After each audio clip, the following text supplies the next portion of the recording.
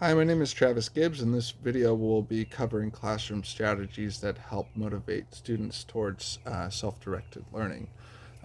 First, we'll touch on the importance of addressing learning styles and multiple intelligence in a classroom. I think addressing this meets the ultimate goal of a teacher as a role in the classroom, which is to meet the needs of all students. I think students connect to their interests and their interests to the topic more than they would if they are disinterested in the topic, and that will create a deeper connection for them to the content.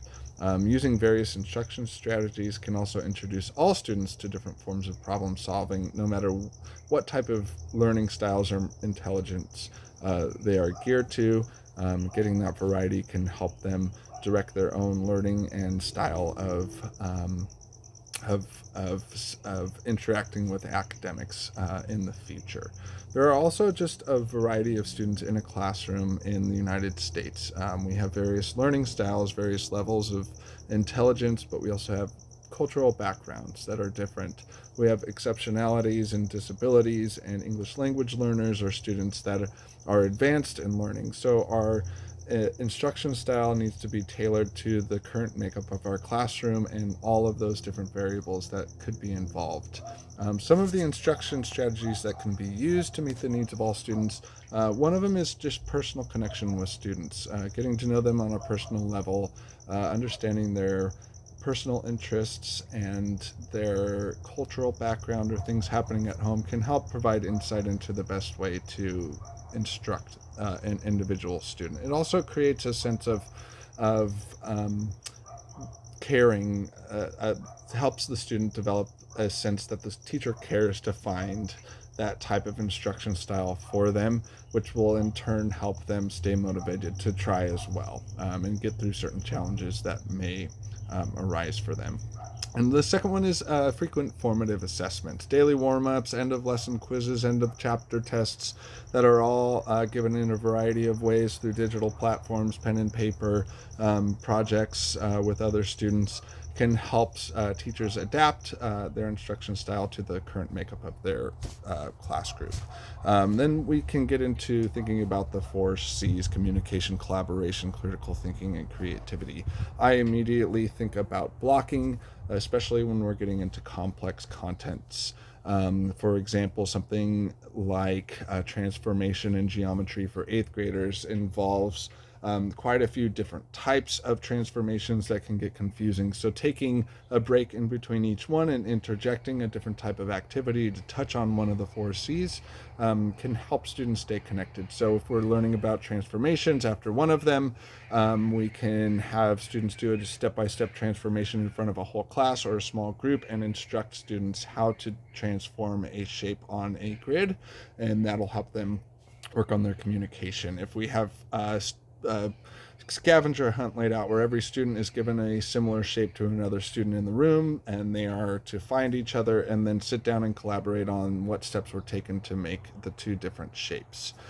We can also have students practice their critical thinking by leaving out certain data in a transformation process and giving them a final product that forces the students to think about what data is missing and work to problem solve to get the correct data.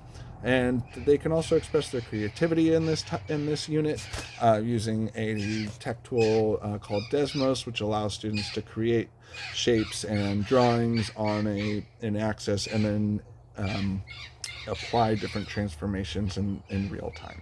I think it's important for students to be motivated and for us to think about that when we're planning our instruction.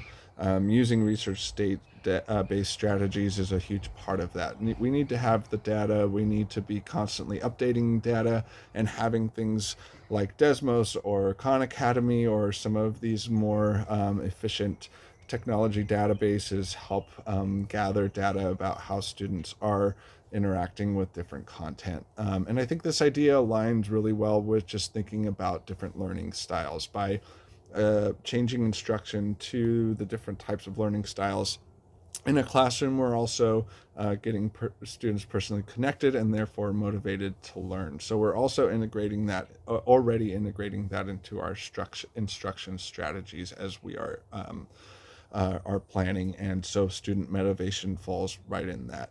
Students that are motivated to learn will discover studying, problem solving, and assessment styles that work best within their learning styles. This will make them more efficient, and they also feel that efficiency, and it encourages them to grow in their academics when things are a little easier and fluid for them. And their interests can help promote the learning of other students, and that is where collaborating can be really helpful for the class community as a whole. Um, there also can be an importance in the way of having novelty instruction strategies. I think, for one, this allows educators to decide the best style of instruction strategies by switching it up every once in a while. They can integrate them and then compare and contrast some of the things they've already done. But it also, trying new things promotes creativity, and student creativity is a way for students to get onto a personal connection with the content. And often novelty instruction that is new comes from developments in the culture. And I think it's important for teachers to stay culturally relevant.